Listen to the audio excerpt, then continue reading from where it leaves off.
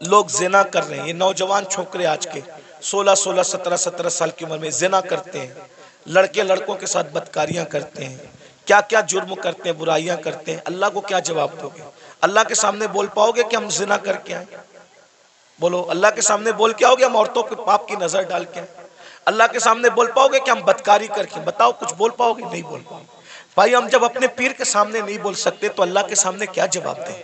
میرے امام کہتے ہیں، کریم اپنے کرم کا صدقہ، لئی میں بے قدر کو نہ شرما، تو اور رضا سے حساب لینا، رضا بھی کوئی حساب۔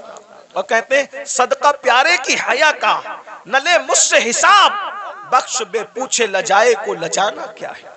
بہت کٹھن منزل ہے۔ حدیث پاک میں آتا ہے، علامہ ابن کثیر نے اس حدیث کو لکھا ہے کہ اللہ عیسیٰ علیہ السلام کو اپنی عدالت میں کھڑا کرے گا۔ کس کو؟ کس کو؟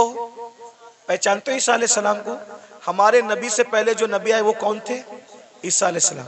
اور عیسیٰ علیہ السلام کون ہے آپ کو پتا ہے؟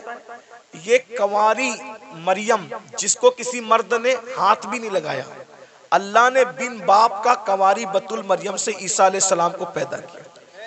سبحان اللہ۔ اللہ نے ان کو جھولے میں بولنے کی طاقت عطا کی۔ یہ کلمت اللہ ہے، روح اللہ ہے۔ ان کو جب سولی دینے کی سازش کی گئی تو اللہ نے ان کو آسمانوں پہ اٹھا لیا۔ اب دھیان دینا، جب یہ آسمانوں پہ اٹھا لیے گئے تو ان کے ماننے والوں نے ان کو کہا کہ عیسیٰ خدا کا بیٹا تھا اور مریم خدا کی بیوی تھی۔ معاذ اللہ، اللہ کا کوئی بیٹا نہیں ہے، اللہ کی کوئی بیوی۔ لیکن ان کے ماننے والوں نے یہ گندگی پھیلا دی، تو اللہ ان ماننے والوں نے جو گندگی پھیلائی نا، اس گندگی کے خاتمے کے لیے، یعنی اللہ حضرت عیسیٰ سے حساب لینے کے لیے نہیں، توجہ، اللہ جانتا ہے کہ عیسیٰ پاک ہے، معصوم ہے، انہوں نے کوئی قصور نہیں کیا، لیکن میدان محشر میں عیسائیوں کو، کرسچن کو رسوا کرنے کے لیے، عیسائیوں کو رسوا کرنے کے لیے اللہ حضرت عیسیٰ کو اپنی عدالت میں کھڑا کرے گا، اور اپنی عدالت میں کھڑا کر کے اللہ پوچھے گا کہ اے عیسیٰ، کیا تم نے ان عیسائیوں کو، اپنے ماننے والوں کو یہ کہا تھا کہ تم اللہ کے بیٹے اور تمہاری ماں اللہ کی بیوی ہے؟ تم نے یہ بات کہی تھی؟ ایک اللہ کون سا سوال کرے گا؟ ایک، حالانکہ وہ خود بیان کر چکا قرآن میں کہ عیسیٰ نے ایسی کوئی بات علیہ السلام نہیں کہی، بیان ہو گیا سب۔ لیکن وہاں عیسائیوں کو رسوا کرنے کے لیے اور شان عیسیٰ کو بتانے کے لیے کہ عیسیٰ علیہ السلام کا دامن اس گندگی سے پاک ہے، اللہ پوچھے گا تم نے یہ بات کہی تھی عیسیٰ؟ ایک سوال، اللہ صرف ایک سوال کرے گا عیسیٰ جیسے پیغمبر سے، اس معصوم سے۔ تو میرے آقا کی حدیث ہے، اسی ایک سوال پر عیسیٰ اللہ سے اتنا ڈر جائیں گے کہ ان کے ہر بال سے خون کی پھوار نکلے گی، ہر بال سے خون کی پھوار۔ اللہ نے مجھ سے سوال کر لیا، میں جواب کیا دوں؟ اب بتائیں، جب معصوم سے اللہ سوال کرے تو ان کے بال سے خون کی پھوار نکلے گی۔ پوری زندگی ہم نے نماز نہیں پڑھی، اللہ پوچھے گا تو نے نماز کیوں نہیں پڑھی تھی؟ کیا جواب ہوگا؟ کیا جواب ہوگا؟ رات کے 3 بجے تک گندی فلمیں دیکھتے تھے، کیا جواب ہوگا؟ دوستی لڑکوں سے اس لیے کرتے تھے کہ ان کے ساتھ بدکاری کریں، قوم لوط کا عمل کریں۔ آقا فرماتے ہیں، جے قوم لوط کا عمل کرنے والے لوگ جس بستی میں رہتے ہیں، بستی والوں کو معلوم ہے، منع نہیں کرتے، اللہ اس بستی پر ایک دن میں 36 مرتبہ لعنت نازل کرتا ہے۔ قوم لوط کا عمل کرنے والا کہیں بھی مرے گا، وہ اپنی قبر میں نہیں رہ سکتا، فرشتے اس کو اٹھا کے لے جا کے وہاں پھینک دیتے ہیں جہاں قوم لوط پہ عذاب آیا تھا۔ بھائیو، اپنی آخرت یہ دنیا ہے۔ ایک غالب نے اسی لیے کہا تھا، ڈبایا مجھ کو ہونے نے، نہ میں ہوتا تو کیا ہوتا۔ سارا تو ہونے کا جھگڑا ہے، اس لیے اب دنیا میں آ گئے ہو، سدھرو، توبہ کرو، اللہ سے ڈرو، اللہ کے قانون کے مطابق زندگی گزارو۔ اللہ ہم سب کو توفیق عطا فرمائے۔ اور آپ سب کو یہ بات دیکھو، کسی بھی جلسے میں جاؤ، چاہے میں آؤں، چاہے کوئی بھی عالم آئے، کوئی پیر آئے، یہ جو آپ لوگوں کے اندر یہ عادت پڑ گئی نا سیلفی کی، ایسے دھکا دے کر کے کہتے ہو فوٹو کرو، ادب کہاں گیا؟ میرا ادب مت کرو، میں تو کوئی قابل ہی نہیں، میری اپنی بات نہیں کر رہا، لیکن جو اللہ والوں کو ایسے کونی مار کر کے ایسے سیلفی لے رہے ہو، اس سیلفی سے کیا ہوگا؟ پہلے کے لوگ ان بوڑھوں سے پوچھو، اللہ والوں سے ملتے تھے تو دعا کراتے تھے، دعا کرا، کیوں؟ ہزاروں سال کی محنت جہاں نہیں پہنچاتی وہاں اللہ والوں کی دعا پہنچاتی ہے. اور آپ لوگ دعا نہیں لیتے. یہ شیطان کا داو ہے آپ لوگوں پہ کہ دعا سے روکنے کے لیے تم کو سیلفی میں مبتلا کر دیا. اور آپ لوگ سیلفی، موبائل، ہر جگہ موبائل، ہر جگہ موبائل، سیلفیاں لے. کیا کرو گے سیلفی لے کے؟ کیا فائدہ ہے سیلفی لینے کا؟ میں ابھی حرام اور ناجائز کی بحث میں نہیں پڑھ رہا ہوں، لیکن اتنا کہتا ہوں فائدہ کیا بتائیے؟ کیا کر رہے ہو؟ اللہ والوں کا ادب کرو، ادب سیکھو. ان کی ادب کی نظر پڑے گی. وہ ایک غلام تھا جس کا نام شمس الدین تھا. شمس الدین نام کا ایک غلام تھا، لڑکا تھا، بغداد میں غلامی کرتا تھا بادشاہ کی. بادشاہ نے کہا کہ جا اور جا کر کے فلاں کام کر. تو اس نے بادشاہ سے کہا آپ کا عربی گھوڑا مجھے دے دو تو میں کام جلدی سے نپٹا کے آ جاؤں. تو جیسے ہی عربی گھوڑے پہ چلا تو دیکھا ایک چبوترے پہ، اوٹے پہ 3 ولی بیٹھے. ایک ولی کا نام ہے ہمارے مرشد شیخ الشیوخ، شیخ الشیوخ شیخ شہاب الدین عمر سہروردی. ایک ولی ہے شیخ نجم الدین کبرا. ایک ولی ہے ہمارے مرشد قطب الاقطاب سیدی قطب الدین بختیار کاکی. تینوں بیٹھے. وہ لڑکا تھا شمس الدین نام کا. دیکھا ولی لوگ نیچے بیٹھے، میں اوپر گھوڑے پہ، فوراً نیچے اتر گیا، جوتے ہاتھ میں لیا. جتنی دیر تک وہ ولی لوگ نظر آئے گھوڑے پہ نہیں بیٹھا، ان کے ادب میں جھک کے سلام کیا، آگے بڑھا. سرکار قطب الدین بختیار کاکی کی زبان سے دعا نکل گئی، وہ دیکھو دلی کا بادشاہ جا رہا ہے. کیا کہا؟ وہ دیکھو دلی کا بادشاہ جا رہا ہے. کسی نے لقمہ دیا، حضرات وہ دلی کا بادشاہ نہیں، وہ میں پہچانتا ہوں، وہ لڑکا ہے شمس الدین بادشاہ کا غلام ہے. کہا جو ہمارا ادب کرے اور وہ ہماری زبان سے نکل جائے دعا، پھر اللہ اس کو رد کرے، ایسا نہیں ہوتا. ہم نے کہہ دیا دلی کا بادشاہ، تو جب تک یہ مرے گا نہیں تب تک دلی کا بادشاہ بنے گا نہیں. اس وقت تک موت نہیں آئے گی جب تک دلی کا اور دنیا نے دیکھا خواجہ قطب کی زبان سے دعا نکلی، اللہ نے کیسے پوری کیا. وہ غلام سے آزاد ہوا اور دلی کا بادشاہ بنا. اسی بادشاہ کو دنیا سیدی شمس الدین التمش کے نام سے جانتی. دعا لو، دعا لو. یہ جو ہنگامہ کا ماحول رہتا ہے، ادھر دھکا دے ادھر دھکا دے، ایسا مت کرو. ہمیں کوئی برا نہیں لگتا، ہم آپس میں ڈسکس کرتے ہیں، تم لوگ جو کرتے ہو محبت میں کرتے ہو. لیکن ہماری محبت میں آپ مجمع کو دھکا دیتے ہو. جہاں 40 مومن جمع ہوتے ہیں اس میں ایک اللہ کا ولی ہوتا ہے. مجھ گنہگار سے ملنے کے لیے آپ کسی ولی کو دھکا دے دو گے تو اللہ تم سے بھی ناراض ہو جائے گا اور مجھ سے بھی ناراض ہو سکتا ہے. اس لیے بھائی اگر حجر اسود چومنے کی بات ہو تو دھکا دے کے حجر اسود نہیں چوم سکتے، تو دھکا دے کے کسی سے مصافحہ کیسے کر سکتے ہیں؟ یہ سب آپ کو سیکھنا ہوگا. ڈسپلین. کل رات بھی ایسا ہوا اور ہوتا ہی رہتا ہے. ایسا لگتا ہے جیسے جھگڑا ہو رہا ہے، ایسا لگتا ہے جیسے جھگڑا ہو رہا ہے. اب یہ کلپیں چلے گی، آپ تو محبت میں ملنے تڑپ رہے ہو، لیکن اگر کوئی حکومت کو یہ پہنچا دے کہ دیکھو یہ جلسوں میں یہ لوگ جھگڑا کرتے ہیں، تو کیا یہ کلپیں آپ کے جلسوں کے بند کرنے کا سبب نہیں بن سکتی؟ بولیں گے تم لوگ تو جھگڑا، آپ جھگڑا نہیں کر رہے ہو، لیکن بھائی جو وہ مخالفین کو تو ایک بہانہ چاہیے نا کچھ بھی کام حکومت سے کروانے کا. تو آپ یہی محفل نہیں جس میں میں ہوں وہی نہیں، کوئی محفل ہو آپ ڈسپلین کا مظاہرہ کریں. آپ کو دیکھ کر ایسا لگے یار یہ لوگ اتنے ڈسپلین والے ہیں تو ان کے آقا کے جو صحابہ ہوں گے ان کے پاس کیسا ڈسپلین ہوگا، ولیوں کے پاس. ابھی سید سلیم میاں صاحب مجھے کہہ رہے تھے ناشتے پر کہ یار دبئی میں کیسی محفل تھی، سب سناٹے میں سن رہے تھے. تو میں نے کہا بھائی آپ کو سیکھنا ہوگا. دیکھو اپنے کو آج تک جو ہوا معاملات مینٹین کرنے ہوں گے، ماحول بنانا ہوگا. اور میں آپ منتظمین سے کہتا ہوں اسٹیج پہ صرف علماء کو بٹھایا کرو. یہ جو اسٹیج کا معیار آپ نے خراب کیا ہے نا منتظمین نے، فلاں سیٹ بھی بیٹھ رہا ہے فلاں سیٹ لوگوں کو کرسی دو نیچے، سمجھے؟ ہر جگہ سیٹوں کے بٹھانے کی نہیں ہوتی. جس کا جو ہمارے دادا مرشد حضور مفتی اعظم کے دور میں کبھی کوئی داڑھی منڈا کوئی سیٹ اسٹیج پہ بیٹھ نہیں سکتا. اسٹیج پہ صرف علماء بیٹھتے تھے. ایک شاعر صاحب داڑھی منڈے اسٹیج پہ آ گئے، سرکار مفتی اعظم نے ان کو کہا جب تم رسول اللہ کی شریعت کا احترام نہیں کر سکتے تو تمہیں ممبر رسول پہ بٹھایا نہیں جا سکتا.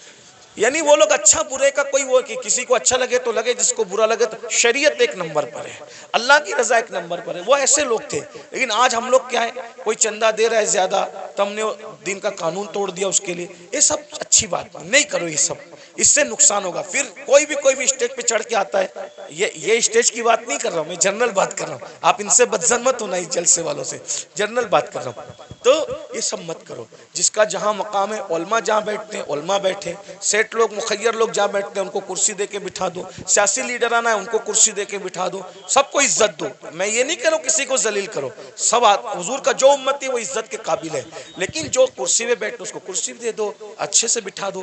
اسٹیج پہ صرف علماء رہے, متشرع رہے.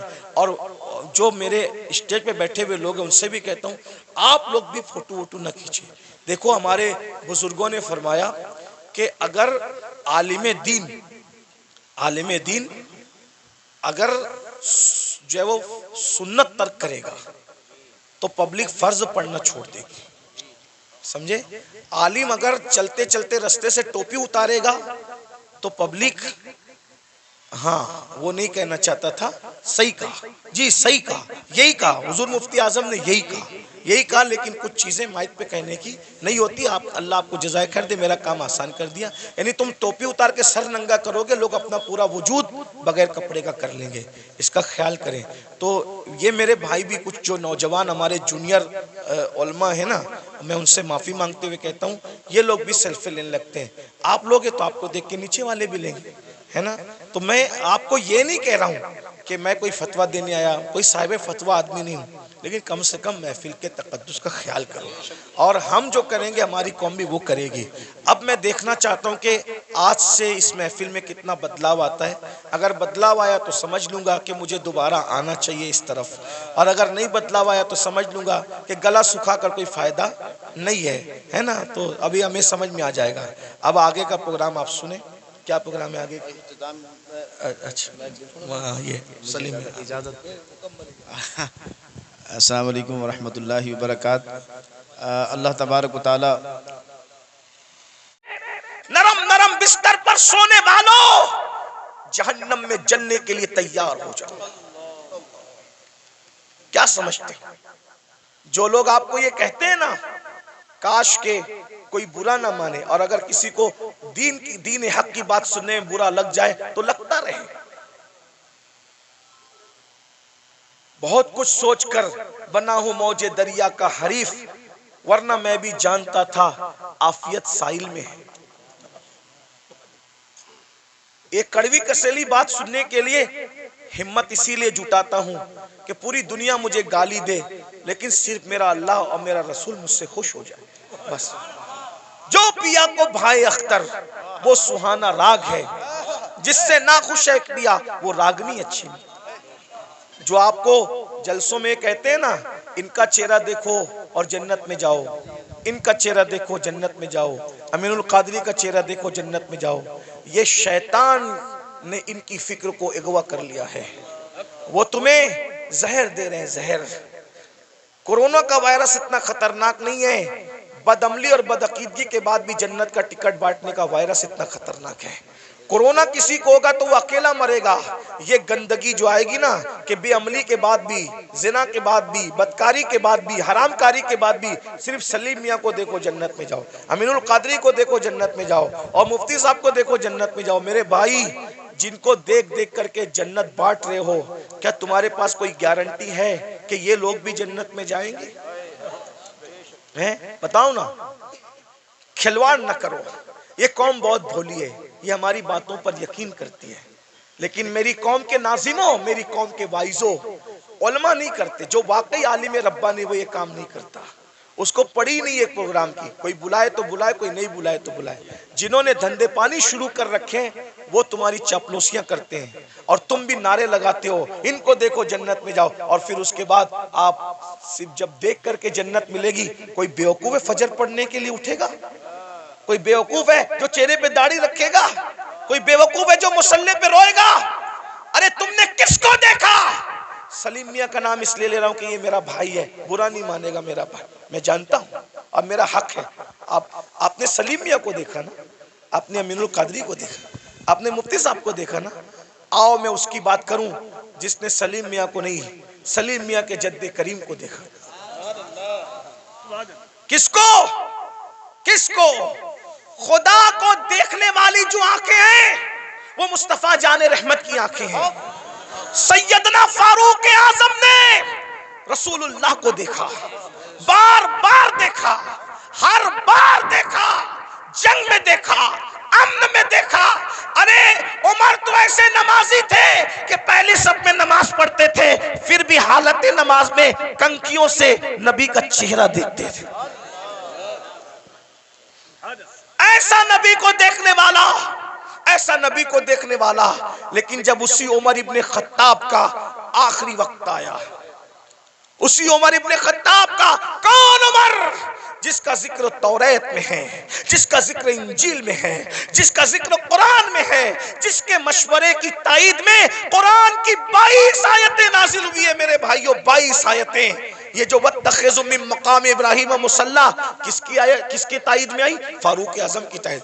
جب رسول اللہ نے کعبے کا طواف کیا، کعبے کا طواف کیا، سن لو عمر کون ہے، ہم سے سنو سیدوں سے عمر کون ہے، فاروق اعظم کون ہے؟ اللہ اکبر! فاروق اعظم کون؟ جب رسول اللہ نے کعبے کا طواف کیا تو صحابہ سے مشورہ کیا کہ واجب الطواف جو نفل نماز ہے کہاں پڑھی جائے؟ صحابہ کا دل خوش کرنے کے لیے کسی نے کہا کعبے کے اندر پڑھیے، کسی نے کہا حتیم میں پڑھیے، کسی نے کہا یہاں پڑھیے، کسی نے کہا وہاں پڑھیے۔ فاروق اعظم نے کہا یا رسول اللہ، جہاں آپ کے دادا ابراہیم علیہ السلام کے قدم کا نشان ہے وہاں پر آپ نماز ادا کیجئے۔ ابھی عمر یہ کہہ رہے تھے کہ جبریل آ گئے، کہنے لگے وَاتَّخِذُوا مِن مَّقَامِ إِبْرَاهِيمَ مُصَلًّى، جہاں آپ کے دادا ابراہیم کے قدموں کا نشان ہے اس کو اپنا مصلی بنا لیجئے۔ شراب کی حرمت کی بات فاروق اعظم کے مشورے کی تائید میں، پردے کی بات فاروق اعظم کے مشورے کی، اور کون فاروق اعظم جس کے بارے میں کہا میرے بعد اگر کوئی نبی ہوتا عمر ابن خطاب ہوتا۔ کون فاروق اعظم؟ جب فاروق اعظم آ رہے ہیں، جبریل علیہ السلام رسول اللہ کی بارگاہ میں موجود ہیں، تو جبریل نے فاروق اعظم کو دیکھ کے مسکرایا۔ میرے سرکار نے کہا کیوں مسکرا رہے ہو جبریل؟ حضور آپ کا یار عمر آ رہا ہے۔ تو آقا نے فرمایا کیا میرے عمر کو آسمان والے بھی پہچانتے ہیں؟ میرے عمر کو آسمان والے بھی پہچانتے ہیں؟ تو جبریل علیہ السلام کہتے ہیں حضور زمین والوں سے زیادہ عمر کو آسمان والے پہچانتے ہیں۔ اور سرکار نے کہا ذرا میرے عمر کی شان بیان کر دو جبریل۔ تو جبریل نے ایک جملے میں شان بیان کی، کہتے ہیں یا رسول اللہ اگر میں حضرت نوح کی عمر کے برابر یعنی 1000 سال کی عمر لے کر کے آؤں اور عمر کی فضیلت بیان کرتا رہوں تو 1000 سال ختم ہو جائیں گے مگر عمر کی فضیلت ختم نہیں ہو سکتی۔ اتنی بڑی ہستی ہے نا، رسول اللہ کو دیکھا، رسول اللہ کو دیکھا۔ اب سن لو ان کا زندگی کا آخری وقت۔ فاروق اعظم شہید ہیں، فاروق اعظم شہید ہیں۔ اللہ اکبر! اور کس حالت میں شہید ہیں؟ حالت نماز میں۔ آخری وقت آ گیا، چارپائی پر فاروق اعظم لیٹے، پورا جسم خون سے لہو لہان ہے۔ فاروق اعظم لہو لہان ہے پورا جسم۔ فاروق اعظم اپنے بیٹوں سے کہتے ہیں میرے بیٹوں، میرے بچوں، تم نے میری فرما برداری کی، میں نے جو کہا تم نے میری بات مانی، اللہ نے مجھے فرما بردار اولاد عطا کی، آج میری فرما برداری کرو گے آخری وقت میں؟ لوگوں بچوں نے کہا جی حضور ضرور کریں گے۔ فرمایا ایک کام کرو، مجھے چارپائی سے اٹھا کے زمین پہ ڈال دو۔ دیکھو یہ فاروق اعظم کے آخری لمحات ہے، یہ ان کی عاجزی ہے، یہ ان کی انکساری ہے، یہ ان کا اخلاص ہے۔ جنت کا کہاں خواب دیکھ رہے ہو بھائیو؟ نہ وضو آتا ہے نہ غسل آتا ہے، 2 رکعت نماز جمعہ پڑھ کر ایسے بھاگتے ہو جیسے اسکول کی چھٹی ہونے پہ اسکول کے بچے بھاگتے ہیں۔ بھائیو ذرا سوچو نا، ذرا غور کرو نا، ذرا غور تو کیجئے، اپنے آپ پہ رحم کر لیجئے۔ ہم میں سے کوئی اللہ کے عذاب کو برداشت کرنے کی طاقت نہیں رکھتا، ہم میں سے کوئی جہنم کا سامنا کرنے کی طاقت نہیں رکھتا۔ مت اب دھوکہ دیجئے اپنے آپ کو، مت فریب کیجئے اپنے آپ سے، اپنی آخرت کو تباہ مت کیجئے۔ وہ مسلمان بنیے جیسے حضور مسلمان بنانے آئے تھے۔ سیدنا فاروق اعظم فرماتے ہیں مجھے چارپائی سے اٹھا کر زمین پہ ڈال دو۔ جب زمین پہ ڈال دیا گیا تو فاروق اعظم خاک پر اپنے چہرہ رگڑنے لگے اور رو کر کہتے اللہ عمر کی بخشش کر دے، عمر کی جس کو رسول اللہ نے جنت کی بشارت دی اس کی زندگی کا اینڈ یہ ہے۔ عمر کی یہ ان کا خوف خدا ہے، یہ ان کی عاجزی ہے، یہ ان کی انکساری ہے۔ اللہ عمر کی بخشش کر دے، مغفرت کر دے۔ رو رہے ہیں میں عمر کیا جواب دوں گا تیری بارگاہ میں، عمر کیا حساب دے گا تیری بارگاہ میں؟ ادھر کا چہرہ رگڑتے ہیں، ادھر کا گال رگڑتے ہیں، اور اللہ کی بارگاہ میں کہتے ہیں مجھے معاف کر دے، میرے بڑھاپے پہ رحم کر دے۔ کسی نے کہا امیر المومنین آپ تو وہ ہیں نا، آپ وہ ہیں کہ آپ نے اتنا فتوحات، اتنے فتوحات کیے، یہ کام کیا دین کا، یہ کام کیا دین کا، یہ کام کیا دین کا۔ سر اٹھا کے کہتے ہیں او منقبت پڑھنے والے خاموش، یہ منقبت پڑھنے کا ٹائم نہیں۔ کیا کہا؟ یہ منقبت پڑھنے کا ٹائم نہیں ہے۔ اور ہم تو مائک پر اپنی فضیلت سن کے خوش ہوتے ہیں، جبکہ وہ صحیح بھی نہیں ہوتی، جھوٹ جھوٹ ہوتی ہے، جھوٹ جھوٹ ہوتی ہے۔ استغفر اللہ، بہت سارے ناظم لوگ 25,000 20,000 صرف جھوٹ بولنے کا لیتے ہیں۔